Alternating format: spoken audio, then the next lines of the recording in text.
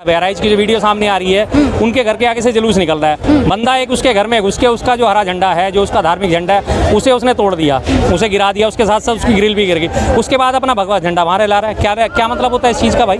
किसी के घर में घुस के तुम उसके घर में प्राइवेसी उसकी भंग करोगे? क्या समाज को संदेश देना चाहते हो कि किसी के भी घर में घुसने की तुम्हें परमिशन मिल गई? किसी ने अपना अगर झंडा ले रखा है अपने मनमर्जी का, तो वो तुम तोड़ के गिरा दोगे। अपना झंडा ले रहा होगे तुम उसके घर पे कब्जा करने की कोशिश में हो क्या चाहते हो? तो उसके बाद दंगा भड़काई, जाहिर सी बात है। और प्रशासन यही चाहता था कि दंगा भड़के। लगातार भड़काऊ नारे लग रहे थे, पुलिस वालों ने कुछ नहीं बोला कि भड़काऊ नारे लग रहे हैं तो इन्हें चुप कराया जाए। किसी को क्या पुलिस वाले देख रहे हैं? पुलिस वाले देख रहे हैं। उस तमाम वीडियो में पुलिस वाले आराम से इधर से उधर कंधों पे बंदूक टांगे घूम रहे हैं। उनकी हिम्मत नहीं पड़ रही कि उस भीड़ को वो एक तरफ कर सकें, किसी तरह साइड में कर सकें। कोई नजर ही नहीं आ रहा कहीं भी। पुलिस कहीं से कंट्रोल करती नजर नहीं आ रही उस मुद्दे को। जब मुद्दा भड़क गया पूरी तरह अच्छी तरह, जब आग फैल गई है, अब जाके पुलिस वालों के बयान आ रहे हैं कि हम दंगा नहीं भड़कने देंगे। और डीजीपी की एक छोटी सी वीडियो वायरल हो रही है 6 सेकंड की, हाथ में पिस्टल लिए घूम रहे हैं कि ठोक देंगे।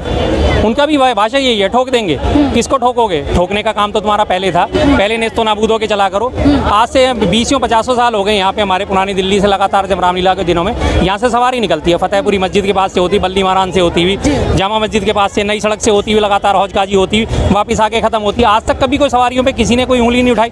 दुनिया दोनों तरफ खड़ी होकर देखती थी। अब तो शायद पता नहीं हो रही है, बंद होगी, निकल रही है। अब तो अभी भी कम निकलती हैं। अब तो पहले डेली निकलती थी। लेकिन वहाँ पे क्या होता है, लगातार घर के आगे से निकल रही हैं और जोश वाले भरे नारे, मुसलमानों को काट दो, मुगलों को काट दो। अरे भाई, मुगल ही थोड़े मुसलमान थे, ये तो देखो, इतिहास तो पढ़ के देखो।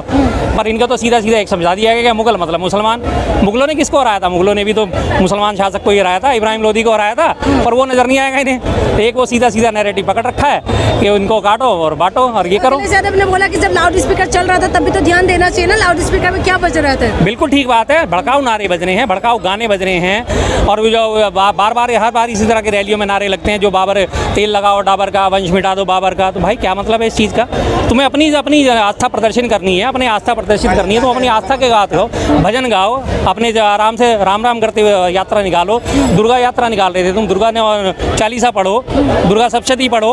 क्या जरूरत है तुम्हें दूसरे को प्रोवोक करने की भाई? जब ऐसे करोगे तो दंगा भड़केगा। और प्रशासन ने क्या, वहाँ का शासन ही यही चाहता है कि दंगा भड़के, आने वाली सीटों में जो है वो चुनाव हैं जो 10 सीटों पे वोट गोल बंद होगा तो हमें मिलेगा। सीधी सी बात है, वही वो चाहते थे, वही उनकी मंशा पूरी हो गई। प्लानिंग की तरीके से हुआ है क्या? प्री प्लानिंग है? प्री प्लानिंग ही होती है। अब इसमें मारा कौन जाता है? ये तो देखो ना, क्या हर आम आदमी को मैं बार बार यही अपील करता हूँ, भाई नेताओं के बहकावे में मत आओ, इनके चक्करों में मत पड़ो।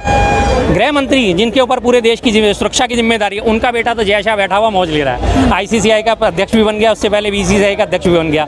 और तुम क्या कर रहे हो? तुम जाके लोगों के झंडे गिरा रहे हो, बाद में तुम गोली खा रहे हो। तुम्हें क्या मिला? तुम्हारा घर परिवार तो रुल गया।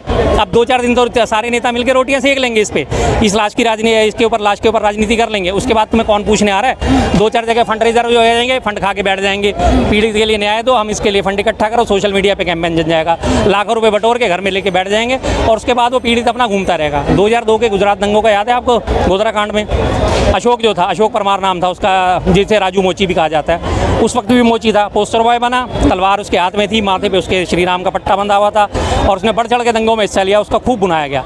आज भी वो बैठा हुआ अपने जूते सही कर रहा है, आज भी उसकी ज़िंदगी में कोई बदलाव नहीं आया। उत्तर पूर्वी दंगे देखो, दंगे भड़के थे। एक देवेंद्र यादव नाम का लड़का था जिसे पहली बार सबसे पहली सजा उसी को मिली है, 5 साल की सजा मिली है। दिहाड़ीदार मजदूर था, सारा उसका फैमिली बिखरी पड़ी है।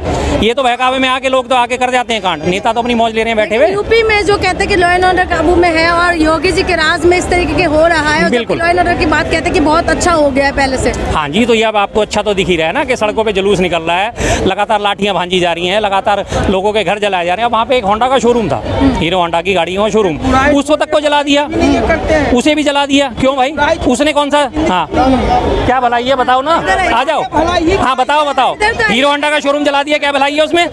आओ ना, अरे इधर आके बात करो ना, पीछे के पीठ पीछे देखो, हैसियत देखो इनकी। हकीकत ये है, आपने बोला सुनिए तो सही, हकीकत ये है जो मैंने 30 दिन देखता हूँ, इनके पास इतना टाइम है जो केवल इसी चीज का चर्चा करते हैं। देश के बारे में चर्चा करना बुरा क्या? एक बात बताइए, इतने बेवकूफ हैं जो जिता रहा है मोदी को। एक ये शख्स ऐसे हैं जो कहते हैं जो सबसे बड़ी कमी उसी में है। आपके मैं बता रहा हूँ ना, इन्होंने कितने बेवकूफ हैं, तो बेवकूफ ऐसे ही है। हीरो होंडा के शोरूम में आग लगी, फिर भी ये मोदी को वोट देंगे। मणिपुर की देखो, मणिपुर की बहन बेटियों को नंगा घुमाया गया, फिर भी मोदी को वोट देंगे। देखो ना, चैनल चलाना है मणिपुर के, अरे मेरे चैनल कोई नहीं, मेरी बात सुनो, मुद्दे की बात। मणिपुर में बहन बेटियों को नंगा घुमाया, फिर भी वोट दोगे ना? हाँ जी, एक मिनट भाई साहब जवाब नहीं, जवाब इनसे लेना जरूरी। माननीय राहुल गांधी प्रधानमंत्री से जवाब मांगो कि देश का इतना बुरा हाल कैसे है, मोदी जी से नहीं मांगो। ये देखो अकलमंद कितने हैं, कितने खुश हो गए। इन्हें यही नहीं पता प्रधानमंत्री कौन है, इन्हें यही नहीं पता प्रधानमंत्री कौन है। अगर राहुल गांधी से जवाब मांगोगे ना, एक मिनट चाचा, बिल्कुल मुमकिन है। अगर राहुल गांधी से आप जवाब मांगोगे तो ये खुश है, और मोदी जी से किसी की दुनिया में किसी की हिंदुस्तान में औकात नहीं है कि मोदी जी से जवाब पूछ ले, और जो जवाब पूछेगा उसको कह देंगे ये भगते हैं। जी, अब ये बात गए, पूरी बात नहीं करी, अब इनसे ये पूछना करते रहते हैं बस। नहीं, ये बात बताओ, इन्होंने साफ कह दिया मणिपुर की बहन बेटियों को नग्न परेड कराई जा रही है, फिर भी ये मोदी को वोट देंगे। बलात्कारियों को संरक्षण दिया जा रहा है, फिर भी ये मोदी को वोट देंगे। फिर कहते हैं कि कौन बेवकूफ है जो मोदी को वोट दे रहा है, तो इन्हीं के जैसे बेवकूफ हैं जो मोदी को वोट देते हैं, जिन्हें ना बहन बेटियों से कोई मतलब, ना देश की अस्मिता से कोई मतलब, ना दंगे फसाद से कोई मतलब। इन्हें सिर्फ मोदी दिख रहा है, उसके काम दिख रहे हैं, और काम के नाम पे क्या है, हिंदू मुस्लिम में फूट डालो राज करो, फूट डालो राज करो, फूट डालो राज करो। और ये सपोर्टर उसी चीज के हैं। इन्हें कोई नहीं नजर आता कि किसी का घर उजड़ गया, किसी का सुहाग उजड़ गया, किसी का भाई मारा गया, किसी का बेटा मारा गया, इन्हें कोई लेना देना नहीं है। इन्हें तो सिर्फ फिर कहते हैं कि कौन है जो वो लोग बेवकूफ हैं, तो वाकई वो लोग ऐसे बेवकूफ। जी जी बिल्कुल, ये उपचुनाव की वजह से हो रहे हैं, जाहिर सी बात है उपचुनाव की वजह से, और साथ में जो इनसे पहले अभी इलेक्शन हरियाणा के निपटे हैं और जम्मू कश्मीर के निपटे हैं, इससे पहले लगातार तमाम नेताओं ने जो भड़काऊ बयान दिए थे, बटोगे तो कटोगे, हिंदुओं एक हो जाओ, हिंदुओं अपनी रक्षा के लिए शास्त्र भी उठाओ, शस्त्र भी उठाओ।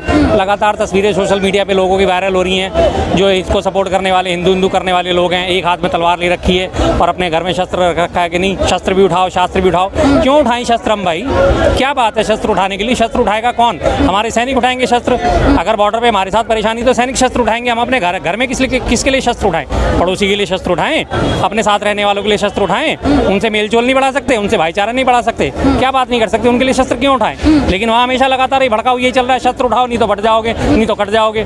आज आप सोशल मीडिया उठा के देखो, अभी आप दूसरा उदाहरण देता हूँ, अभी एक वो जो सिद्दीकी साहब को मारा गया है, एमपी थे कांग्रेस के, मंत्री भी रह चुके हैं, उनको मार दिया गया। तो इनके राइट विंग वाले जितने सपोर्टर हैं बीजेपी के, सारे सपोर्टर क्या कर रहे हैं, वो लॉरेंस बिश्नोई जो है उस गैंगस्टर को सही ठहरा रहे हैं कि हाँ बढ़िया काम करा उसने, तो अपने बाजू पे जय श्री राम गुदवा रखा तो बहुत बढ़िया काम करा, उसका हुड अंदर से भगवाया तो बहुत बढ़िया काम करा।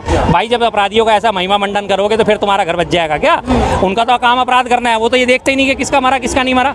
मारने वाले को तो मारने वाले से मतलब होता है, मारने से उसे ये नहीं देखना होता कि वो अंधा है, जवान है, बूढ़ा है, क्या है। सीधी सी बात है, शेर होता है, उसे शिकार करने से मतलब है ना, उसे ये मतलब कि उसने भैंसा मारा, ना उसने हिरण मारा, या उसने खरगोश मारा, या उसने सुअर मारा, उसे तो पेट भरना है। वही हालत इनकी है। अब वो सबको मारे जा रहा है और सारा राइट विंग आज बड़ी खुशियां मना रहा है, अरे वाह हिंदुओं का नया मसीहा आ गया, अरे जाके चरण चूम लो उसके भाई, जाके तलवे चाट लो उसके। तो वही हालत है। भाई साहब भी बोल के गए कि कुछ भी हो जाए, हॉस्पिटल में भी आग लगा, हॉस्पिटल में आग लगा दिया। पूछो इनसे ऐसे लोगों की कौन सी मानसिकता है भाई? हॉस्पिटल में लोगों का इलाज होता है, वहाँ जाके उसे आग के हवाले कर दिया, इससे तुम्हारे बदले पूरे हो जाएंगे?